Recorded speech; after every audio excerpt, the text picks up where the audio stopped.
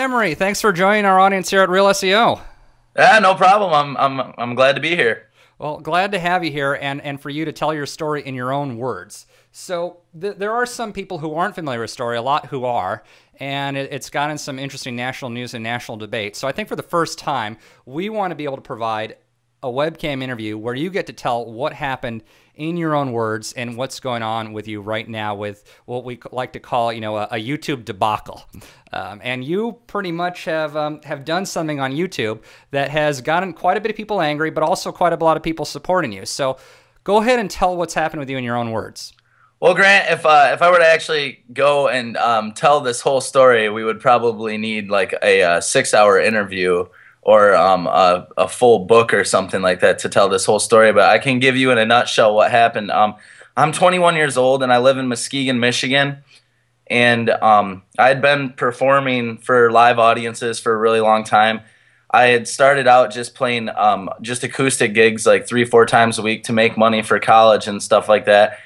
And I started progressing more and more, and I've always had a love for like variety shows and late night talk shows. And so I started hosting my own variety shows where I would mix sketch comedy in with music and also with local artists. And so I would bring in a ton of local musicians, comics, and artists and have a show that was formatted that I writ, including lighting cues and all this other stuff. And I would write that out, and it would come out to about an hour-and-a-half show. Well, opportunity to perform one of my variety shows for a Valentine's Day 1-year anniversary special for a local club down in downtown Muskegon. Now, this club had they had a large video monitor on the back, and so I thought of the idea of incorporating as one of the sketches between a musical break, making a comedic video. So a couple months before, I had thought of this idea, and there's a song that I had written years ago, and that I'm not very fond of. I think I definitely have better material. I think the sad thing is this song really isn't a true representation of my performance and stuff. But I had written this song a long time ago, and I thought of for this video taking the song and making it appear that the song was being, because the song is extremely raunchy, but it was also funny to a lot of people who heard it. So I thought of taking this song and making it appear that I had been playing it in front of an inappropriate audience as comedic effect. And so initially we thought of the idea of using like a nursing home or something like that and playing in front of a bunch of old people, but we'd kind of thrown it around, and then the idea had come up like if we did it in front of a bunch of little kids, you know, them not even understanding half of the things talking about in the song, just to see how they would react to it. And so to go about making the video, a local elementary school, which I had attended in my town that I had graduated from, and asked them if I could, for a personal project, go in there and record me playing in front of these kids. And so I went into the school that day, and I talked to a bunch of people. I'd been known there by a lot of people, and I had spent 45 minutes recording myself playing completely children appropriate songs for the kids, doing like improv about their cats or their their favorite thing, like singing songs about monster trucks or helicopters and stuff like that.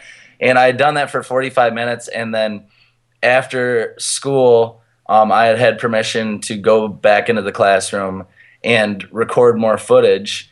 And so that was when I went back in the classroom and recorded me playing this really raunchy song. And then I had went home and edited the video together to make it appear that I had been playing this song in front of the children for comedic effect. About a month following that was when this whole variety show was, and so it went really well. We had a turnout of almost 350 people there. It had went great, and I had showed the video there, and it got a really good response. I mean, people laughed a lot, and so 2 days following that, I posted that video on YouTube. And it had gotten, I would say, 85 to 100 hits in the 2 days. And then I had been performing at Muskegon Community College, where I got my associate's degree from. And soon after I had gotten done performing, a secretary had came up to me and she said that she had seen my video and she thought it was really funny. And I was like, oh, thank you very much. And, you know, was very surprised of how she had found out about this YouTube video. And then she had told me that 3 police officers, 3 news teams, and 4 angry parents had called the school about that video. And I started to set in that something was definitely wrong. And she had asked the parents if you know, if they wanted the video taken down, and you know, they explained that the damage has already been done. They basically just want to knock my teeth in. And so then I had driven from the school where I just got done performing to my house, and at my house there was a camera team and a cop car. And so when I had gotten there, I had asked the police officer if I was in any sort of trouble, and he had told me that I wasn't in trouble. I wasn't going to jail or anything. He had assured me that he was just here to protect me from a lynch mob of parents basically coming for my head. Not thinking I had done anything wrong, or, I mean, just not even realizing the seriousness of the situation. I had done an interview with the local news station, and they had asked me about the video and about the process of making it. They had asked me if I had planned on taking down the video, and I responded with, well, I'd heard from a secretary that the damage has already been done, and you know, that it didn't matter if the video came down, and that was directly from parents. And so so it ended up so then I responded, well, I guess we'll, you know, I'd asked the parents had said it didn't matter if it had been taken down, the damage has already been done, so I guess we'll see how many views it gets on the internet now. And then shortly thereafter, a few other cars had showed up in my driveway, and it was detectives, and they had came with a search warrant that was looking for.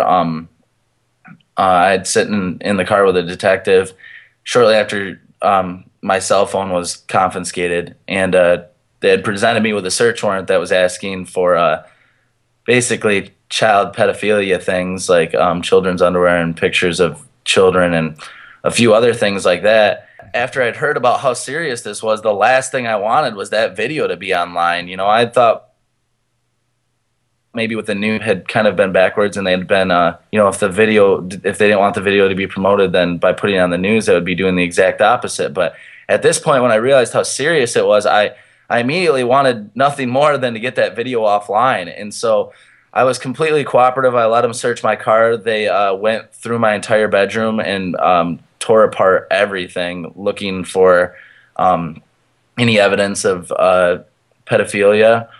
And so in the process of all this, them looking for through my room, I had presented to one of the officers that asked him if I could go in my sister's bedroom and get on her computer and take that video down. And so they had to make a few calls to make sure that was all right. You know, I think they were more concerned with finding child pornography than getting the video removed. And so I had taken it down, and by that time, it had jumped up from the 85 views that were probably just my close friends to about 400 and something views. And then I removed the video, and then I was still being assured that I wasn't going to jail, or that, you know, and I had been thinking, like, they're going to realize that I'm not a child pornographer and that this is all going to get sorted out. But after a couple hours of searching, then they finally came up to me and were like, well, we are going to have to take you to jail. And so then I went to jail that night. I spent about 28 hours in jail, and I was arraigned in front of a judge probably about halfway through my night in jail, after being asked all sorts of questions about my sexual preference towards children, and a few other questions that I couldn't believe I'd ever be asked in my life. I was arraigned, and I was charged with a 20-year felony and 25 years on the sex offenders list for manufacturing child abusive material, which is basically manufacturing child pornography. And I was let out on bond for $5,000. And that's what basically led me here. And I just recently pleaded no contest to a lesser felony, which was a 5-year felony, and which is a way to guarantee that I will not be going to prison and I will not be on the sex offenders list. So Evan, So was it all around that for your reason for your plea? Because you sound like that you apologized for what you did, for not getting permission from the parents for video recording their kids, but you certainly don't think you did anything that would constitute endangerment or breaking of any laws. So I think the question people will have is, then why did you agree early on to plead no contest to even lesser charges? because because there, as I'm, this whole thing has been a huge growing process for me. I feel like if I was the same person I was a month and a half ago, then this would have all been pointless. But I've grown up a ton during this whole process, and I'm realizing that saying sorry it's just words, but making amends is something way more important than that. And I feel like I've turned, aside from my family having their lives turned upside down, there have been a lot of people in my community that I love and care about that have been affected by this. And I feel like making amends and taking responsibility for the fact that I did do things wrong is more important in showing that I'm sorry. And so that has to do with the plea deal. And that's the majority of the reason I took the plea deal. And another reason is because had we fought this, and I get a lot of people saying, like, why did you fight this if the ACLU had gotten involved or something like that? But the thing is that it was an option and we could have taken it, but it doesn't mean there's a guarantee that on a jury trial you are going to be found innocent. And at this point, I was so terrified of the fact that this system had charged me with a 20-year felony already, that the last thing I wanted to do was trust the system to bail me out of this. I mean, there's no guarantee that I was ever going to be found innocent, and it's easy looking in from the outside saying I never would have done that. I would have fought for my free speech, and I believe in the Constitution just as much as anybody else. But the fact of the matter is that I don't want to be I don't want to take the risk of being in prison getting raped as I'm waiting for the appeals court to come bail me out. And I don't want, I mean, I've been losing sleep. I've gained weight. I've broken out so bad from all this. I don't want a prison in the sex offenders list hanging over my head and my family's head for another 2.5 years, 3 years, as long as this trial would have taken to play out. I want to move on with my life. Well, you mentioned a lot of the parents, really wanting you to be serving a lot more jail time and doing a much harsher punishment than you agreed to. What are your thoughts of that? And can you understand the type of emotional distress that they say they were feeling over what you did? I don't know. I mean, that's not for me to say, I guess, because I don't personally talk. I haven't personally spoken with any of them. I only see I only see quotes on the news, and I only see what is shown on the news in 5-minute bits of this story. And so I wouldn't really I mean, as far as I know, their things could have been taken out of context just as much as media. And I mean, I can't even imagine what it's like being a parent. I can't imagine. I'm 21 years old. I never thought I was going to have kids till at least 30. And so to picture having this happen to one of my children, I mean, I can never put myself in their shoes and how they would feel. So that's a really hard question to answer. Well, assuming that maybe one of those parents might be seeing this video at some point, what kind of message would you have for the parents of those school children? What would you like to say to them directly? Well, the parents had already seen the video, and that's why that's why the police were contacted, because they had already seen the video. And so I believe that the majority of them have seen the video. I guess the message I would have is that I never meant to cause anyone any harm.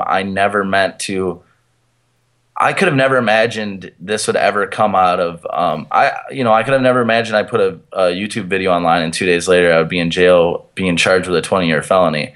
I had no idea, and to the parents, I mean, I never meant to hurt anybody. I never meant any harm by this. I basically just wanted to make something that would make my friends and followers that have been going to my shows and stuff like that laugh, and that was basically the gist. So I am sorry to those parents that who have been affected by this, because I never wanted any of this. I guess the question people who have followed this are wondering is why didn't you ask for permission? Was that something you were not aware that you needed a permission to get? Normally, I mean, there are popular shows that will use kids. That, like on cable television or other web shows, well, they will show inappropriate scenes with adults and kids. Those kids have parents that get waivers and releases. They might even be members of the Screen Actors Guild. This was a case of regular people. Were you not aware of what would be the proper way to do it? I don't think I was aware of the proper way to do it, and I think I got so caught up in the creative process of making this video and of making this show and stuff like that, and putting together this whole variety show and the video and all this. I think I just kind of lost track of a lot of that stuff. And looking back at it now, it's easy for I've had tons of people I know personally with children that were like, we would have let you use our kids. You just had to ask. If you had asked us, we would have let you use them. But I mean, hindsight's always 20/20, and I think I was just so caught up in the creative process of making this that none of that stuff really even crossed my mind. I never really thought about it. I thought that permission from the school was enough, and so once I had gotten permission from the school, I'd kind of figured that I was clear on that. But I had no idea realities or anything else around this. Well, what I'm hoping to do is like see if the situation is reversed. Say a loved one of yours had been video recorded and used that video recording, and they were deceived, and that video recording was used in the same way with somebody dubbing in sexually suggestive video, sexually suggestive lyrics. Like say it was your own mom. How would you feel about seeing something like that? I would probably be pretty angry, to be honest. I would be furious, and I don't want this to show through because I'm biased to this, and because I think now I'm biased to this. But as angry as I would be, I don't necessarily think it constitutes 20 years in prison. It just sounds like there are some things that are easier to do without getting proper permissions, and is it like that because you get to do stuff on YouTube? It's quick, it's fast. It isn't really an incentive to like slow things down. It's like, hey, I have a video idea. Let's just get it out. It's quick and fun. Well, I think not only that, but if you watch popular television shows that use web videos like Tosh.0s and stuff like that, and if you look at viral videos online, I think that I think it kind of promotes the candidness of it. And, I think a lot of those videos are candles permission. And I think that's, like the kind of America's Funniest Home Videos type thing. But they still get permission to put that online and stuff like that. And, my incentive was never to make some video that got millions of views, because I think had this not happened, I still don't even think that video would have reached 1,000 yet. So why then not do a private URL for friends then, and why make it public? Because I had no idea about any of that. I don't know anything about making private URLs or anything like that. I just I posted it on YouTube the same way I'd posted any of my other videos, and I guess just being ignorant to the fact that there are other ways to go about doing it. So do you think with the punishment that you're getting and what you pleaded to, do you think that law is fair, that what you pleaded to, or do you think that there needs to be something in place that serves as a deterrent? Because there are things I think you realize that you shouldn't have been doing, but it doesn't sound fair, at least from your side, it doesn't sound fair that you're having to go to jail, that you're having to go through this, and that you probably are expressing that people are older and not around YouTube don't seem to understand what your intentions were or what other people's intentions were who do this kind of stuff. Is that fair? I've been asked that question, and I think initially being blown up by the national and local media, it wouldn't have been fair. But I think now part of the hurt that has been caused is because of the fact that this has been everywhere, and it's not just national. I mean, I was getting letters from people in the UK and Australia and stuff like that saying they had seen it on the news. A cousin from the Netherlands had said that he had seen it on the news. And so with it blowing up the way it has and becoming worldwide as fast as it has, I think that almost adds to the punishment and adds to the hurt and the stress of this whole thing that I put people through. Initially, yeah, if it was only a video that had 85 views and no one really knew about it, then I think jail would have been pretty unfair. But the fact that this is blown up and it's caused more stress on my community that I love and people that I love, I think I don't know. I guess whether it's fair or not isn't really for me to decide, because I didn't think I'm just grateful that I've had this chance to plead to this. I couldn't be more grateful for this plea deal, because I don't want to be in this position any longer, and I don't want to drag this thing on and put my family through this. But whether it's fair or not isn't for me to answer. Do you think at the same time, though, it's taken this kind of attention to make you realize what the ramifications have been? Because, if this hadn't happened, do you think you would have had that moment by yourself to say, maybe I really shouldn't be keeping this up? Okay, I got 85 views on it and nobody else noticed, but what do you think? Oh, gosh, that's such a hard question. I have no idea what I would have thought. I definitely don't think, I mean, in a sense, I am grateful for this because I've grown up a lot as an individual, and I think this is a real test of character for me. But that's really hard to say of whether I would have looked back and thought that. I think there are some good things about this, though, and that being that I want this moment to be teachable. I don't want anybody, any young kids, or any person in general, I don't want them to go through what I've been through. And so I think there's definitely a lesson to be learned, and I kind of want to be it's really unfortunate that I had to be the guinea pig in this, but and be the example. But I really do not want anyone else to have to go through what I've went through, and I want this to be teachable, and I want people to learn from this, or at least make some changes so that we can ensure this isn't going to happen again. Because I see on the news all the time, like, there's a fight in a high school, and nowadays the first thing kids do when they see a fight in high school is they gather around and they pull their cell phones out and start recording it, and then immediately turn around and put it on YouTube or on Facebook. And then they are suspended. Or the girl in UCLA who went on YouTube and made offensive remarks about the tsunami in Japan and stuff. And I just feel like if things don't change, then it's going to keep reoccurring. And I hope that my case is going to be teachable, and that we can ensure this isn't going to happen to anybody else, because I don't wish this upon anybody. Well, my last question for you, Evan, is, when you're out of jail and, when you've done your community service, what are your plans? And maybe it's too early to say plans on YouTube, but have you given thought of, will you ever do another YouTube video? And if so, how are you going to go about it differently? I will, okay. This is something I really haven't been thinking about, because I'm kind of just focused on getting through the next couple weeks here and then surviving jail and stuff. And I've been asked this a lot, like, do you think this is going to have any boost on your career and stuff? Initially, prior to all this happening, I had been saving school to go to college, and I would really still love to go to college. Go back to college, because I'd only had an associate's degree, and I dreamed of eventually getting a master's degree in like copywriting or something like that. But I don't think this has completely scared me away from YouTube, but it's definitely gonna make me go about it in a different way. And I've written, still do have YouTube videos out there, and none of which include children.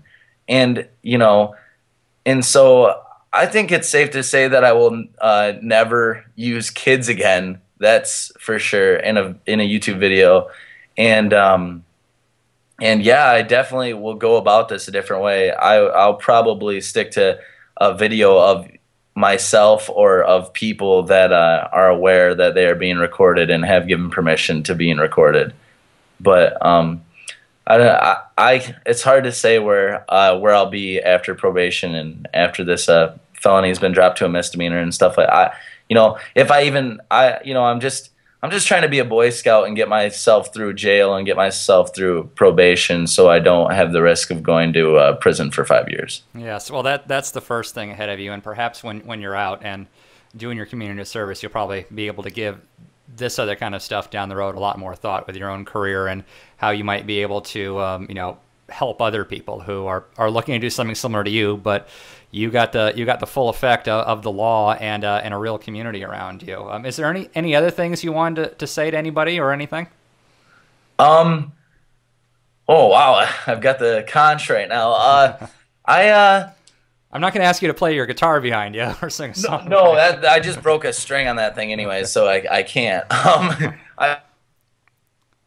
I've already been at. I would say to anybody out there, any young kids who are watching this, or anybody in general who is planning on making a YouTube video, to be careful and know that there are laws out there.